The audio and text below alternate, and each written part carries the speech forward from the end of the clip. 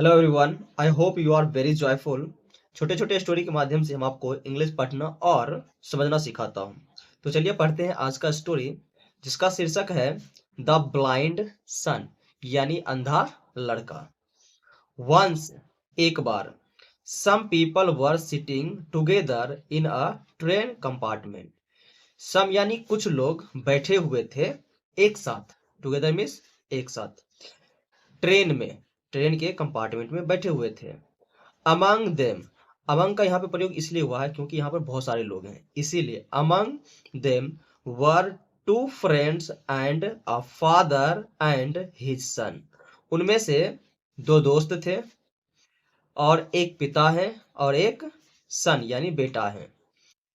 As the train started to move, जैसे ही, as का मतलब यहाँ पे होगा जैसे ही ट्रेन शुरू हुआ चलना। टू मूव यानी आगे बढ़ना। द एक्साइटेड सन, एक्साइटेड मतलब एक बच्चा था जो कि उत्साहित था।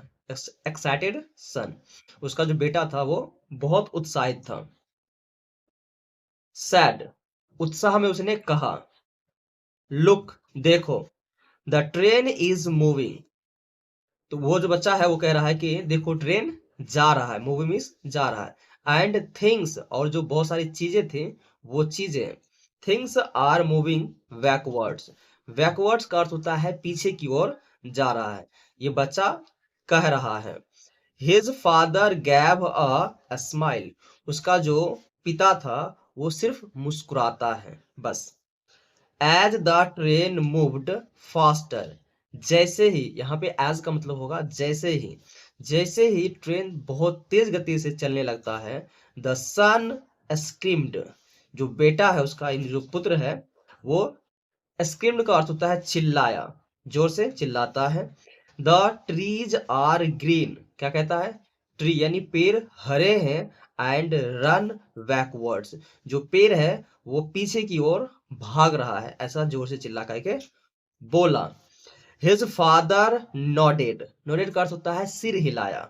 His father nodded his head in agreement, यानी सहमति में, ठीक है, उससे सहमत है इस बात के लिए, उसने, उसके जो पिता था उसने अपना सिर हिला दिया। Now the groups of friends found all this very strange, और जो दोस्त थे उसे बड़ा अजीब सा लगा कि ये क्या बोल रहा है। ट्रेन चल रही है, पेड़ पौधा स्थिर है, उसे ऐसा लग रहा था। ठीक है, तो ये बातें सुनकर के उसे बड़ा अजीब सा लग रहा है कि ये कैसे बोल रहा है, उल्टा बोल रहा है। ठीक है। One of them made fun, उनमें से जो दो दोस्त थे उनमें से एक, वन ऑफ देम का अर्थ होता है उनमें से एक।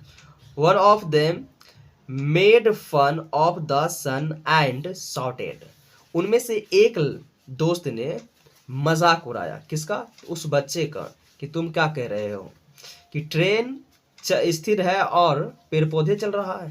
ठीक है, ये उसका मजाक बना दिया।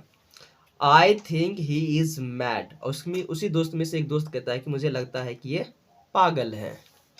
द फादर, जो पिता है, the father on hearing this remained काम, काम का अर्थ होता है शांत। तो जो पिता था उसे सुना इस बात को कि उसके बेटे को कहा जा रहा है कि ये पागल है, ठीक है, ऐसी बातें कर रहा है। तो अपने आप को शांत रखते हुए, अपने आप को शांत रखते हुए, उसका पिता है फिर भी अपने आप को शांत रख रहा है। Then he explained to the boys, उसके बाद, देन मीन्स उसके बाद, उसने एक्सप्लेन किया यानी समझाया उसको, टू द बॉय, किसके बारे में, उस लड़के के बारे में। माई सन वॉज बोर्न ब्लाइंड, मेरे जो बेटे हैं वो जन्म से ही अंधा था, born blind. He was operated upon, इसका मतलब होता है ऑपरेट अपॉन का, ऑपरेशन किया गया, उसके जो आंख थे उसका ऑपरेशन किया गया। एंड गॉट, और पाया, and got his vision, vision मतलब दृष्टि, उसने अपनी दृष्टि पाया। अ फ्यू डेज यानी थोड़े दिन पहले ही उसे अपनी दृष्टि मिली है, जो कि देख सकता है अब। He is seeing things for the first time, वो जो चीज़ों को देख रहा है, इधर उधर जा रहा है, उसे नहीं पता था। ठीक है, वो पहली बार देख रहा है इसीलिए ऐसी बातें कर रहा है। इन हिज लाइफ, अपने जीवन में वो पहली बार देख रहा है।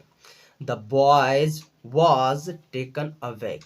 वो जो लड़का था इन सारी चीजों को देख करके अचंभित था। अवैक का अर्थ होता है अचंभित होना, आश्चर्य में पड़ जाना, चीजों को देख कर अचंभित था, इसीलिए उसने ऐसे बातें उत्साह में कह दिया। Both of them were ashamed. वो जो दोनों फ्रेंड्स थे, यानी जो दोस्त थे, दोनों को शर्मिंदगी महसूस हुआ। एंड और apologised to the father. Apologised का अर्थ होता है माफी मांगा। किससे? फादर एंड द सन, उसके पिता से और उसके बेटे से क्या किया? माफी मांगा। That's all, thank you so much.